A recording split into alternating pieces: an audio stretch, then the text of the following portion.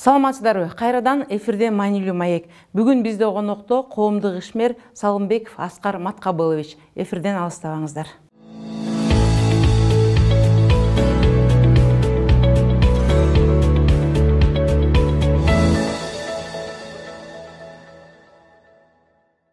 Саламатсызбы, Аскар мырза? Студиябызга куш келиптирсиз. Рахмат. Мына кыргызда жакшы сөз бар, бөдөнөнү сойсо да касапчы сойсун деген. Ансыганы бизге ар бир ишкер келгенде ошол ишкердин өзүнө тиешелүү суроолорду бергенге аракет кылабыз. Сизди бизнесмен, жеке ишкер катары сизге тиешелүү суроолорубуз бүгүнкү күндө мына биздин көп жарандарыбыз, мигранттар чет мамлекеттерде ушул айлык табыш үчүн, үй бүлөсүн багыш үчүн жерлерди кыдырып жашап иштеп жүрүшөт.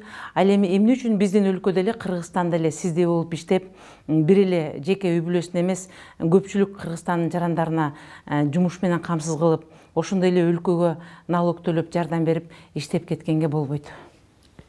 Эми бул мигранттар жөнүндө биз көп эле сөз кылып атпайбызбы? Ал өзүбүздө коомдук көрүнүш болуп калды. Ушул учурга жараша көп биздин жердештерибиз чет мамлекеттерде иштегенге мажбур болуп калбадыбы? Ошолордун саны 1 миллионго жетип атат деген баягы статистикалык маалыматтар бар. Ошондой эле анткени мен ушул көп мамлекеттерге барып байкасам, ошо миллионго чукулдай биздин жарандарыбыз мигрант болуп жүрүшөт. Мен мигрантка мындай өзүмдүн көз карашым бар да, бул көз караш мына Туркия мамлекетинен барып, ошо Туркия кандай өнүгүп өсүп атканда мына билесиң да.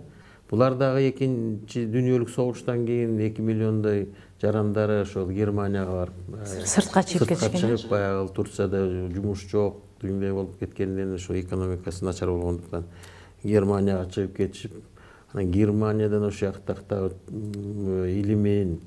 билимин алып, ошол жактагы тажрыйбасын алышып, анан ошол иммигранттардын балдары, өсүлөрү келип, Турцияны ушундай чоң эмеге көтөрүп койушту да, деңгээлге. Мен дагы биздин мигранттар боюнча эми баягы учурга жараша биздин биякта жумуш орун таап бере албаганыбызга жараша кетип калышпадыбы, туурабы? Бирок азыр ушулар аябай катуу такшалып аткан кези да. Такшалып, ушул өзүнчө бир мектеп, турмуштун мектебин өтүп атышат десем мен жаңылышпаймын. Булар баягы кийинки биздин ортончу класс керек деп атпайбызбы, средний класс. Баягы саясатка киришпеген, өзүнүн оокатын тың жасаган адамдардын саны көбөйгөндөн көбөйүп атат деген мен толук ишеничим бар. Дагы бир нерсеси, мынакей кыргыздар жөнүндө булар соодага жок деп башка улуттар айтчу эле го бизде. Булар деген баягы тоодо жашаган эл, тиңдей мындай деп. Анан азыр мынакей карап көрсөңөр, мына биздин Дордойдо биздин канча деген миңдеген адамдар ошол жерден жумушун таап, анан ошо бизнес жасоону аябай, коммерция жасаганды үйрөнүштү. Ал жерден тарбиялангандардын баардыгы азыр мынакей Казакстан, Россиянын чоң-чоң шаарларындагы чоң-чоң баягы рыноктордун ошол жерге орундарын алып, ошол жерде жакшынакай бизнесин өнүктүрүп, бутуна турушуп, башка бизнестерди ачканга баягы шарт түзүлө баштады да. Ошон үчүн мен мигранттар жөнүндө ушундай оюм бар, бирок баягы эми баардык мигранттар эле кайра келейин деген ой бар да, бул жака келип ушул Кыргызстандан бир орун таап алып, жакшынакай иштесем деген ой бар. Мен дагы ал ишенем, ал дагы мезгил келет.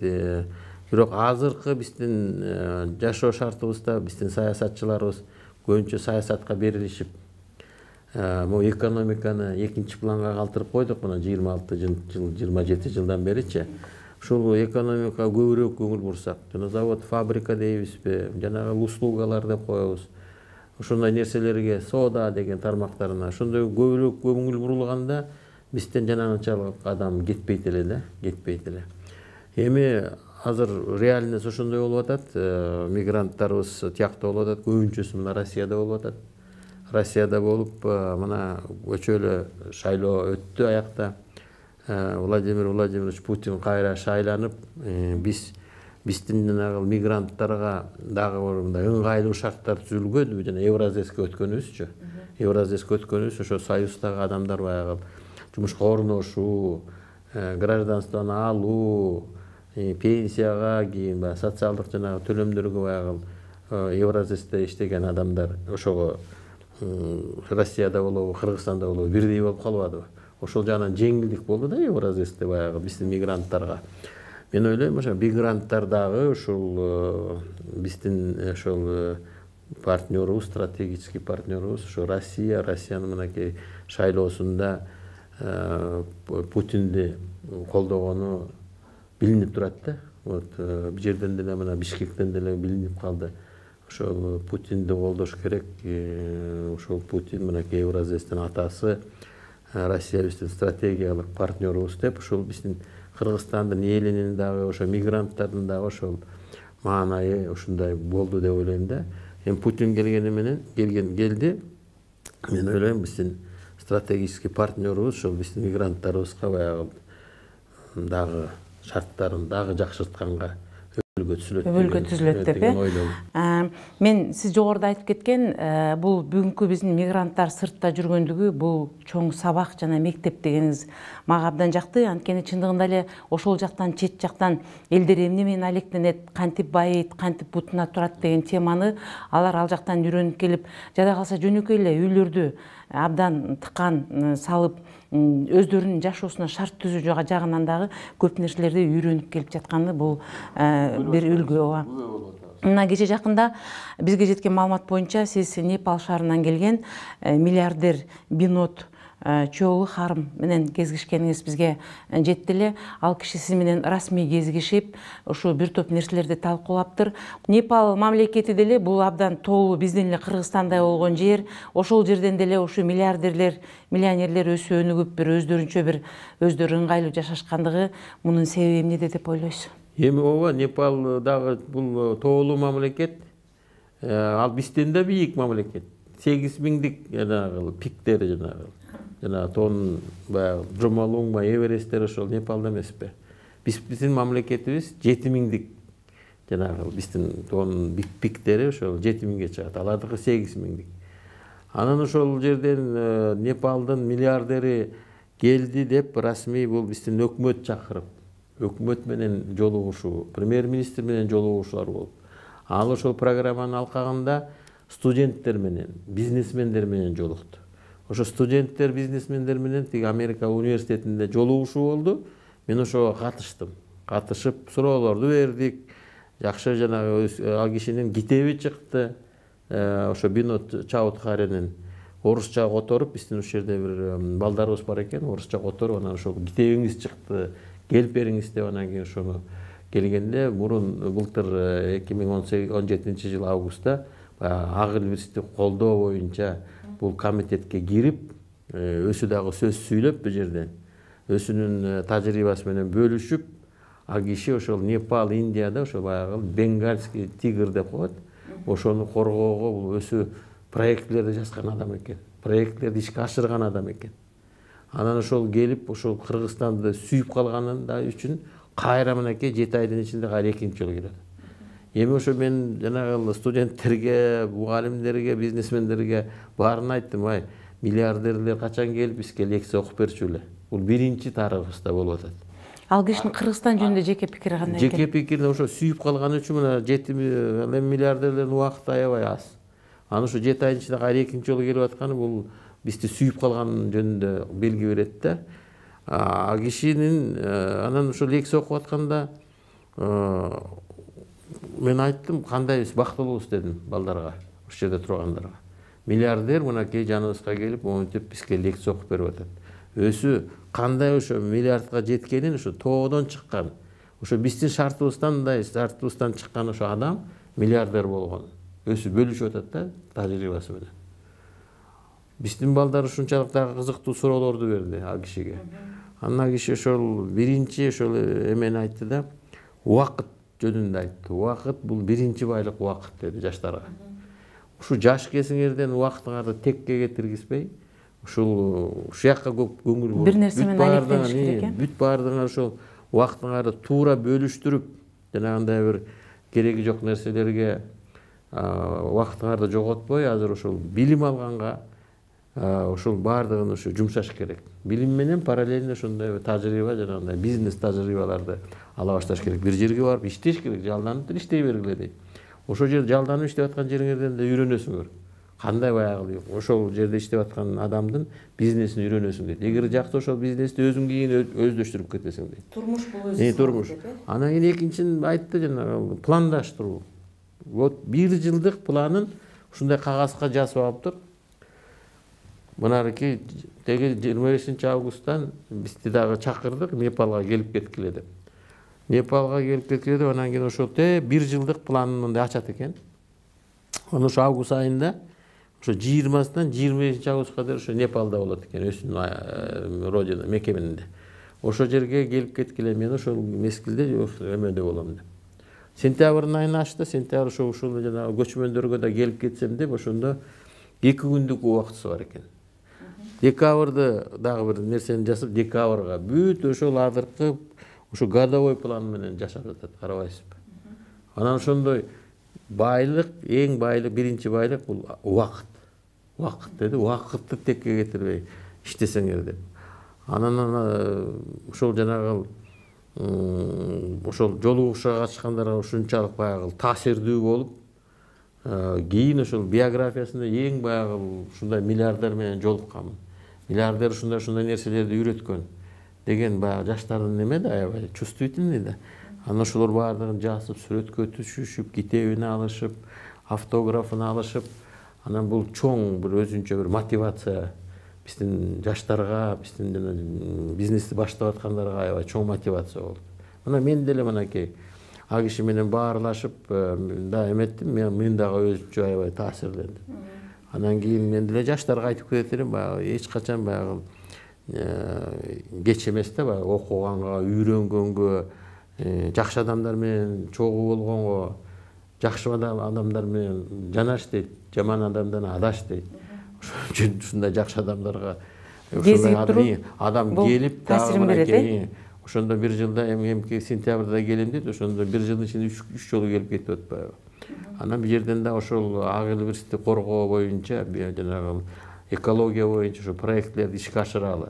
Өкмөт менен, жеке ишкерлер менен деген баягы сөздөр болду. Алар ошол бенгальский ошол коргоп эметкен бир чоң проектлер бар экен, ошо Гималай тоолорунда, Индияда ошол нерселерди силерге көрсөтөм. Ошол жол менен жүрсөңөр, силер дагы жана ак элбирсиңерди жакшынакай сактап каласыңар деди да. Деген өз оюн билдирди. Мына сөзүңүзгө аралды, бул биз жаңы эле биздин мамлекет Евразийскке кирип, биз кичине мындай адашып, жакшы түшүнбөй турган маалда коомчулукта бир сөз болду эле. Биз эгерде Евразийскке кирсек, дордой соода борбору такыр жок болуп кетет. Дордой соода борбору баардыгынан көп бул нерседен жабыркайт деген сөз болду эле. Ошол сөздүн жыйынтыгы кандай болду? Бүгүн эмне байкалып жатат? Туура айтасың, Үмүт. Баягы Евразийскке кириш керекпи, кирбеш керекпи деген дискуссия болуп атканда коомдо башында баардыгыбыз каршы болгонбуз. Биз деле дордойдо адамдардын баардыгы каршы болуп, кирсек момундай болот экен, кыйналат экенбиз, жана тарифтер кымбаттайт экен, товарлар кымбаттайт экен деген ойго келгенбиз да. Анан жанагы 12-жылы Евразес боюнча баягы границаларды Казакстан менен Россия жаап салбадыбы? Билесиңерби, бууп салганда. Анан ошондо билинет экен да, биз Казакстандын тиги Россиянын рыногу менен жашайт экенбиз да. Анан товарлар өтпөй калгандан анан кийин биздин дордойдун ишкерлери биринчи катарда туруп тиги президентке кат жазбадыбы? Границаны ачып, биз деген Евразийскке киришибиз керек экен. Бул жерде ушундай рычаг болду да, мындай саясий рычаг менен, мына эгер жанагындай кааласаңар деп. Мына биз действительно жанагындай биз жер океаныбыз жок, деңизибиз жок, башка жакка чыгып кеткенде, баягы могу жердеги орто борбордук Азиядагы орто мамлекет болгондон кийин ортосунда турган. Биз бул чоң Евразес менен кошулууга ала калыш болушка мажбур дебешим керек. Ошол жол менен кетишибиз керек экен. Буга биздин өлкө үчүн булардан таасири чоң, бизге керектүү нерсе экен. Калды, анан ишкерлердин баары мынакей өз башы менен сезип атпайбы? мынакей жакында Казакстан менен эме болуп кеткенде, баягы алака бузулуп кеткенде, алар границасын, чек арасын бууду эле ыйлап ийбедикпи? Качан ачылат, чек араны ачсак болот эле деп. Ошол 12-жылда болгон ошондой.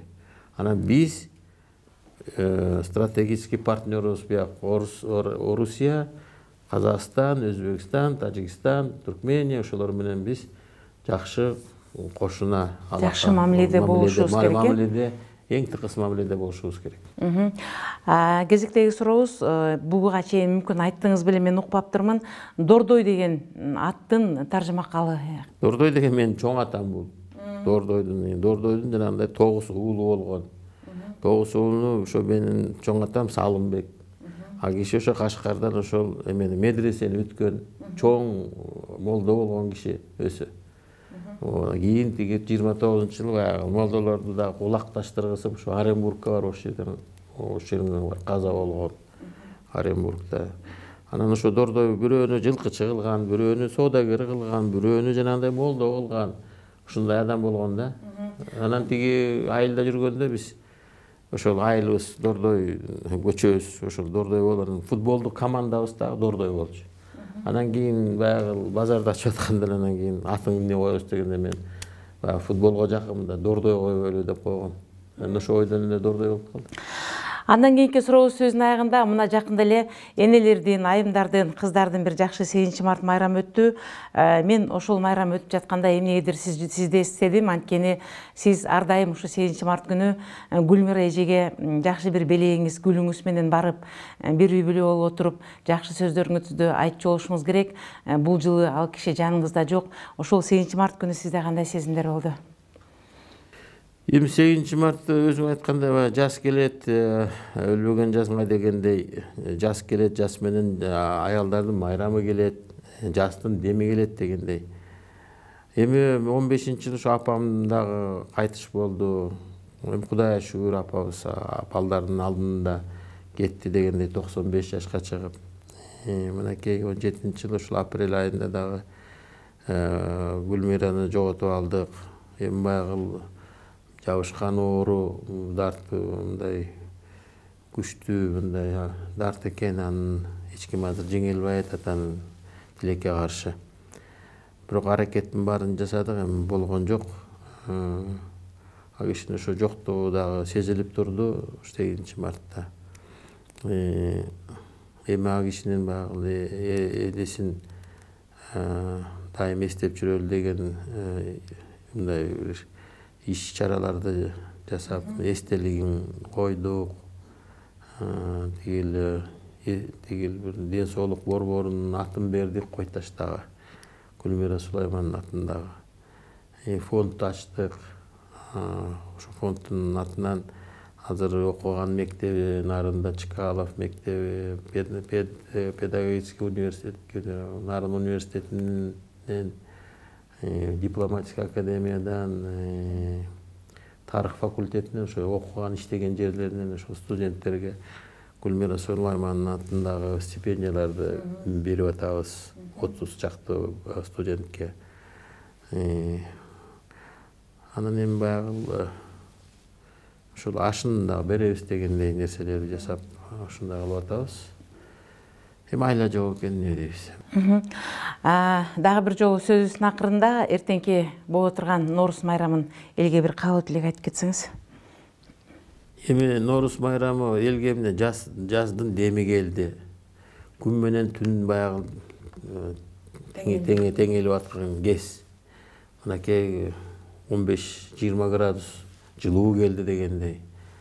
Кош айдоо башталды бир топ мынакей региондорубузда. Бул жашоонун баягы жаңырып атканы, гүлдөп баягы жаңы көчөттөрдү кандай жер жаңырып дегендей жер жарылып атканы болуп аткандан кийин эми ушул биздин быйылкы ушул жасап аткан баягы жер жаңырып аткан жердеги иш аракеттерибиз бир жакшы мөмөсүн берип күзүндө.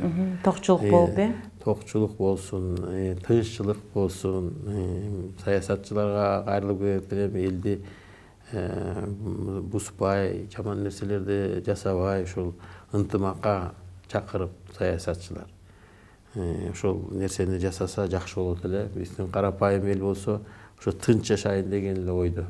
Ошо баардыгы ошол эмеден, биздин саясатчылардан башталат. Ошо саясатчыларыбыз мындай адилеттүү, акыйкаттуу болсо, анан жерибизде баягы жакшы бир бакубат турмуш болот.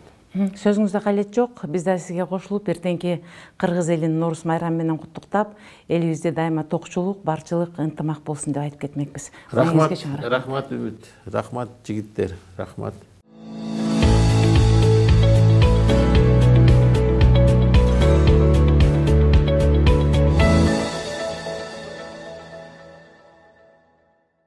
Ушуну менен маанилүү маегі соңуна чыкты. Бүгүн сиздерге маанилүү маек берүүбүзгө коомдук ишмер Салымбеков Аскар Маткабылович келип маек куруп берди. Сиздер менен Үмүт Мукамбетова болду. Кайрадан кездешкенче саламатта болуңуздар.